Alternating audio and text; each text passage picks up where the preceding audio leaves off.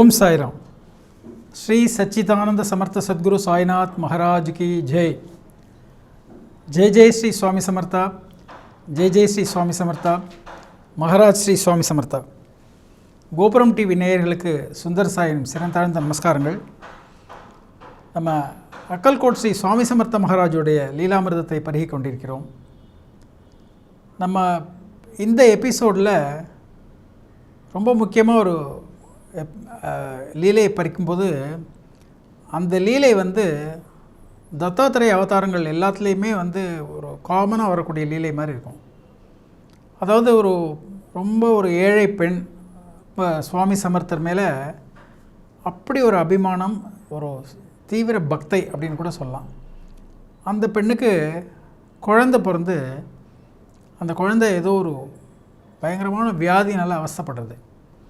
அவள் காமிக்காத இடம் இல்லை, கூட்டின்னு போகாத டாக்டர் இல்லை, பண்ணாத வைத்தியம் இல்லை.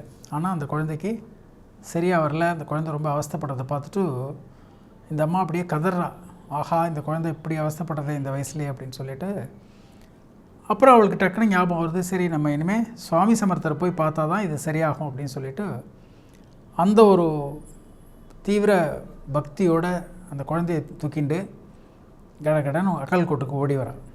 எப்போவுமே நீங்கள் பார்த்தீங்கன்னாக்கா குழந்தைகள்லாம் ஹாஸ்பிட்டலுக்கு போகும்போது அது மாதிரிலாம் பண்ணும்போது ஒரு துணியை வச்சு குழந்தைய நல்லா மடித்து மூடி பத்திரமா எடுத்துன்னு போவாள். அதே மாதிரி இவ்வளோ எடுத்துன்னு வரா. எடுத்துன்னு அக்கல்கோட் வந்தோடனே சுவாமி சமர்த்தர் அப்போ தான் தேஷ்முக் வீட்டில் உட்காந்துருக்காரு. சுவாமி சமர்த்தரை அவர் நமஸ்காரம் பண்ணிவிட்டு சுவாமி சமர்த்தர்கிட்ட தன்னுடைய குழந்தையை காமிச்சு எப்படியாவது இந்த குழந்தைய ஸ்வஸ்தம் பண்ணி கொடுங்க அப்படின்னு கேட்கணும்னு சொல்லிவிட்டு இந்த குழந்தையோடைய ஃபேஸ்லேருந்து அப்படியே அந்த துணியை எடுக்கிறா. டு ஹர் பிக் ஷாக், அந்த குழந்தை ஏற்கனவே செத்து போயிடுது. அந்த குழந்தை செத்து போனோடனே பயங்கரமாக வாயிலையும் வயிற்றுலையும் அடிச்சுட்டு அழறா. ஆஹா இந்த எவ்வளோ பெரிய துர்பாகியசாலி நம்ம, இந்த மாதிரி ஒரு சுவாமிகிட்ட மகாபுருஷர் இருக்கிற இடத்துல கர்மாக்கள்லாம் வேலையே செய்யாது அப்படின்னு சொல்லுவாள். சத்புருஷர்கள் ஆசீர்வாதம் பண்ணால் எந்த விதமான பிரச்சனை ஆகிடும் சரியாயிடும்னு சொல்லுவாள். நம்ம அந்த மாதிரி ஒரு நம்பிக்கையோடு இந்த குழந்தைய எடுத்துன்னு வந்திருக்கோமே, ஆனால் இறங்கினோடனே இந்த குழந்தை இந்த மாதிரி செத்து போயிடுது அப்படின்னு சொல்லிட்டு ரொம்ப வருத்தப்பட்டு கதறி அழுவா. சுவாமி எனக்கு புகலிடமே கிடையாது, உங்களை தவிர எனக்கு வேறு யார் அப்படின்னு சொல்லி கதறி வாயிலையும் வயிற்றுலையும் அடிச்சுன்னு அழும்போது சுவாமியை பற்றி உங்களுக்கு தெரியும், வெண்ணெய் மாதிரி உருகிடுவார். அதுவும் பக்தர்களுக்கு ஏதாவது கஷ்டம்னாக்கா அப்படியே வெண்ணெய் மாதிரி உருகிடுவார் தெரியும். இந்த சமயத்தில் ஒரு லீலை சாய் சச்சரித்தில் கூட நம்ம பார்த்துருக்கோம். உங்கள் எல்லாருக்குமே ஞாபகம் இருக்கும், ஹரிச்சந்திர பிதலேன்னு அவரும் அவர் மனைவியும் அவருடைய ஒரு குழந்தையை கூட்டின்னு வருவாள். அந்த பையனுக்கு வலிப்பு, காக்காய் வலிப்பு வரும். அந்த வலிப்பு எப்போவுமே அடிக்கடி வந்துட்டே இருக்கவே அவள் ஷீரடி சாயியுடைய மகாத்மியத்தெல்லாம் கேள்விப்பட்டு அவங்க ரெண்டு பேரும் முதலாக ஷீரடி சாயை பார்க்க வருவாங்க.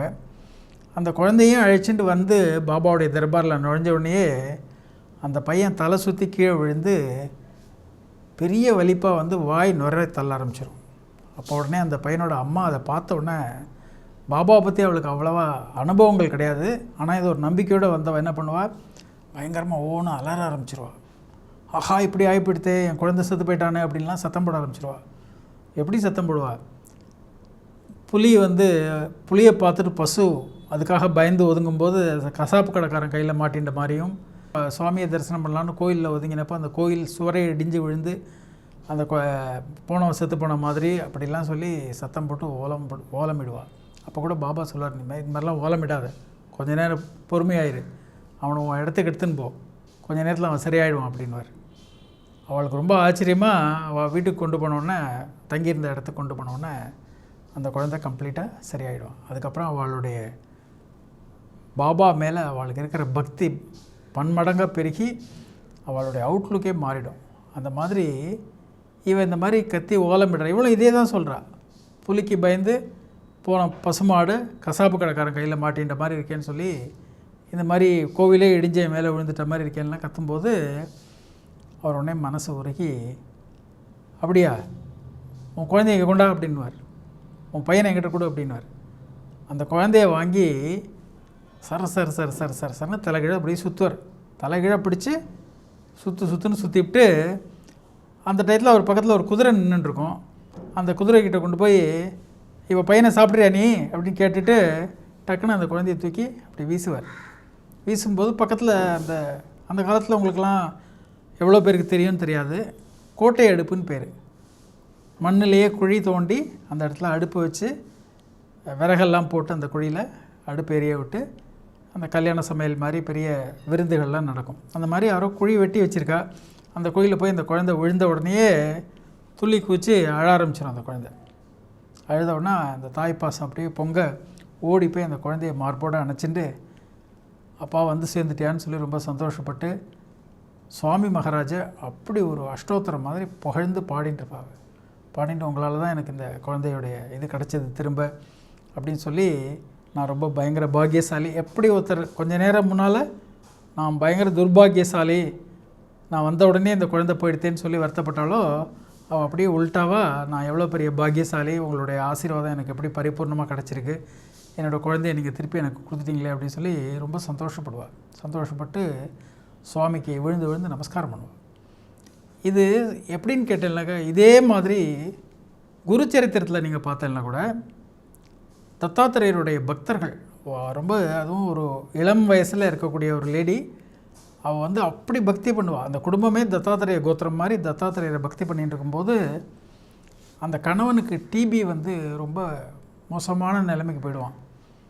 உடனே அவள் என்ன சொல்லுவாள், அவள் அப்பா அம்மாலாம் ரொம்ப கஷ்டத்தில் இருப்பாள். இந்த மாதிரி இருக்கிற ஒரு பையன் இந்த மாதிரி பெரிய காச நோயினால் அவதிப்படுறானேன்னு சொல்லிட்டு ரொம்ப வருத்தப்பட்டு இருக்கும்போது அவள் ரொம்ப வைராக்கியமாக சொல்லுவாள், நம்ம தத்தாத்திரேயர் நம்மளை கைவிட மாட்டார், இங்கே பக்கத்துலேயே தான் இருக்கார் சொல்லிட்டு நரசிம்ம சரஸ்வதின்னு கேள்விப்பட்டிருக்கேன், சுவாமி இங்கே தான் இருக்கார், நான் அவர்கிட்ட போய் அழிச்சுன்னு போய் இதை சரி பண்ணிட்டு வரேன்னு சொல்லி ஒரு 4 பேர் ஆளை அமர்த்தி ஒரு கட்டில், கைத்து கட்டிலில் அவள் ஹஸ்பண்டை போட்டு அவருக்கு போற்றி விட்டு அவரை தூக்கின்னு போவாள்.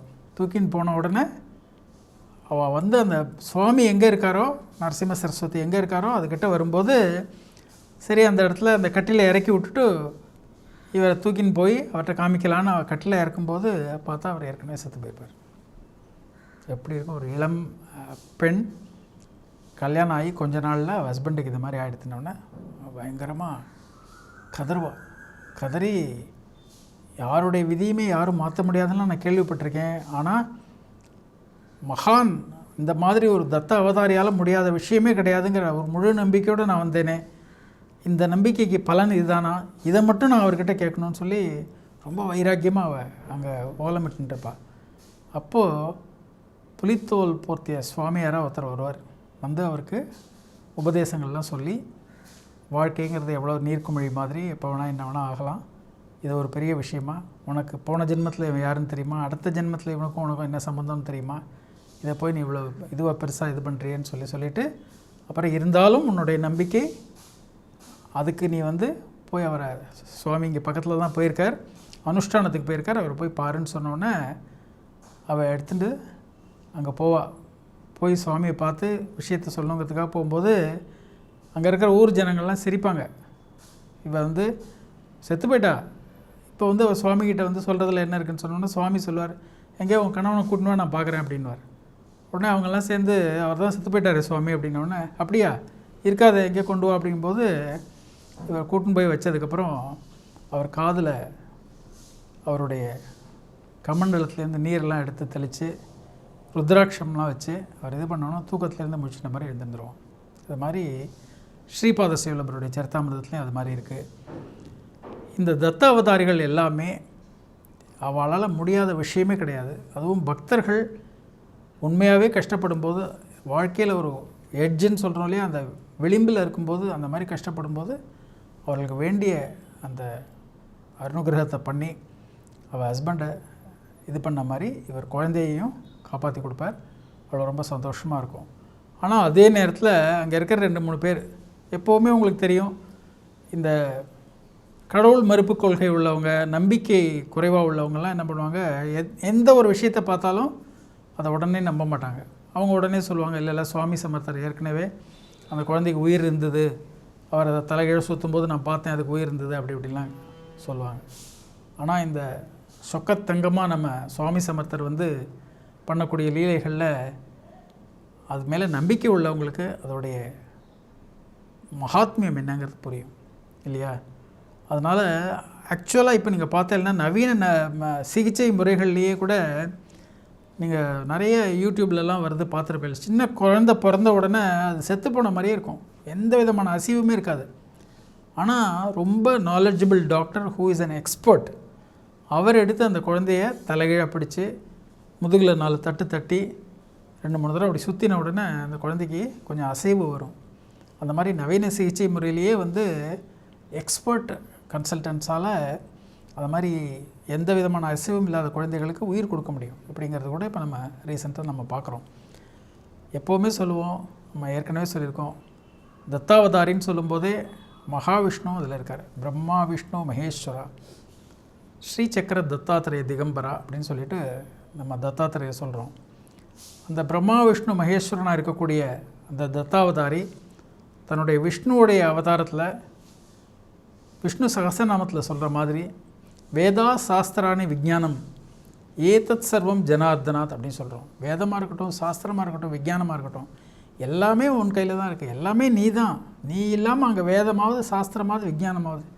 அந்த மாதிரி ஒரு விஜானம் இன்றைக்கி இருக்குன்னாக்க நல்லா யோசிச்சு பாருங்க. 200-300 வருஷத்துக்கு மேலே அக்கல்கோட் ஸ்ரீ சுவாமி சமர்த்தர் இருந்தப்போ அவர் போய் எந்த மெடிக்கல் காலேஜில் படிச்சிருக்கார்? அவருக்கு தெரியாத விஞ்ஞானம் என்ன இருக்குது, அவருக்கு தெரியாத சயின்ஸ் என்ன இருக்குது, அவருக்கு தெரியாத விஷயங்கள் என்ன இருக்குது. அப்படி அவர் வந்து அனுகிரகம் பண்ணி அந்த குழந்தையை காப்பாற்றுறார். அந்த குழந்தையை காப்பாற்றினோன்னா அந்த அம்மா ரொம்ப சந்தோஷமாக அங்கேயே தங்கியிருந்து 10-15 நாட்கள் அவருக்கு சேவைகள்லாம் பண்ணி அவருடைய பரிபூர்ண ஆசீர்வாதத்தோட பரம சந்தோஷத்தோட அக்கல்கோட் மகாராஜா இன்னும் பிரமாதமாக பக்தி பண்ணிட்டு அவருடைய அனுமதியோடு அவர் ஊருக்கு திரும்புகிறார். இப்படிப்பட்ட அக்கல்கோட் ஸ்ரீ சுவாமி சமர்த்த மகாராஜுடைய சரிதாமிர்தம் கேட்க கேட்க தெவிட்டாத இன்பமாக சந்தோஷமாக இருக்கும். இதை வந்து உங்களுக்கு சொல்லக்கூடதுக்கு எனக்கு கிடைச்ச இந்த அனுபவம், இந்த ஒரு ஆப்பர்ச்சுனிட்டி, இது எல்லாமே சுவாமி மகாராஜோடைய பரிபூர்ண கிருபா கடாட்சத்தினால தான். கோபுரம் டிவிக்கு நம்ம நன்றியை தெரிவித்துக் கொள்வோம். நம்ம எல்லாருமே இதை வச்சு உண்மைகளை புரிந்து கொண்டு சுவாமி மேலே மேலும் மேலும் பக்தி செய்யணுங்கிறது தான் இதுலேருந்து நமக்கு கிடைக்கக்கூடிய பாடம். ஸோ இதை மேலும் தொடருவோம். ஜெய் ஜெய் ஸ்ரீ சுவாமி சமர்த்தா. ஜெய் ஜெய் ஸ்ரீ சுவாமி சமர்த்தா.